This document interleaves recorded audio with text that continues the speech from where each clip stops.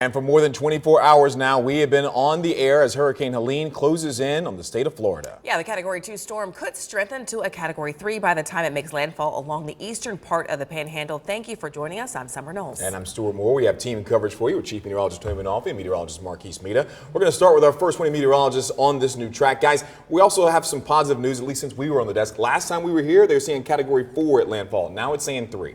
I was just going to speak to that. It was 85-mile-an-hour winds around the core last night. We're up to 105. It's only 20 miles higher. So because it hasn't jumped up as much as we thought, we brought it down a category. It's still a major hurricane, though. That's the takeaway. Of course. Yeah. It's going to be a strong Category 3 by the time it does reach land here in the Big Bend area, likely tonight. So then overnight, we'll see those threats continue.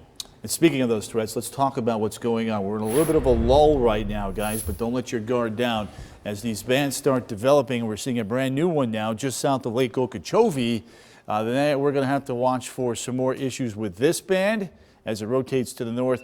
And now you can see some more bands scraping along the western side there of the west central peninsula, approaching the Tampa Bay area from the south and the west. So that's another corridor that we are going to have to watch here again very, very carefully. Let's take a look now at the 2 p.m. advisory. You can see 120-mile-an-hour major hurricane there.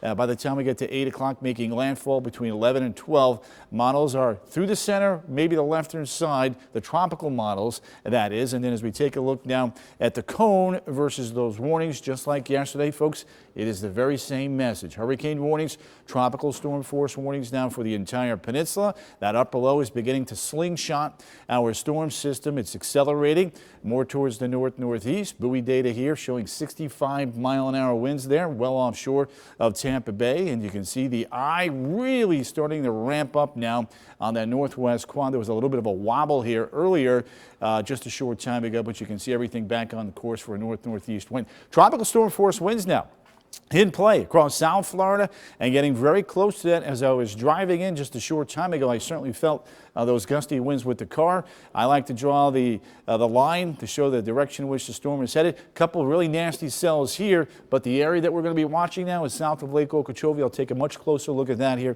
coming up in the next minutes. Severe threat, though, Marquise, is going up later on. Absolutely, Tony. And that outer band, that feeder band that you were just pointing at, that's what's heading our direction. So oftentimes we want to point at what's upstream to show what could impact our area. So here across central Florida, we're going to have a scattered severe or tornadic threats, right? We can see several of these as Helene does draw closer to the Gulf Coast and then eventually the Big Bend making landfall late tonight. In fact, earlier today, we did have tornado warnings across Brevard and Volusia County.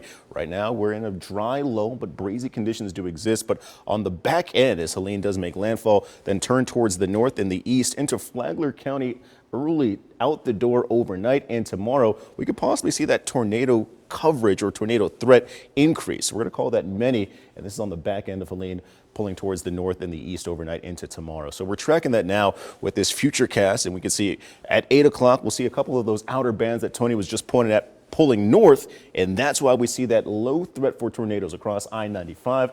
And then with Helene moving into the Gulf Coast and eventually making landfall, that's where the elevated threat for any potential tornadic spin-ups is going to be. That could be potentially widespread across I-75 as we draw closer to the midnight hour.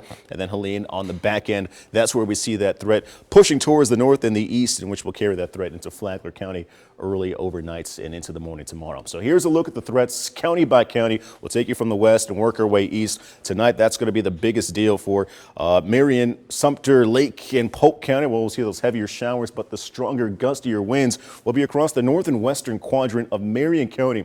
There we could possibly see winds of Category 1 hurricane strength of 70+ miles per hour.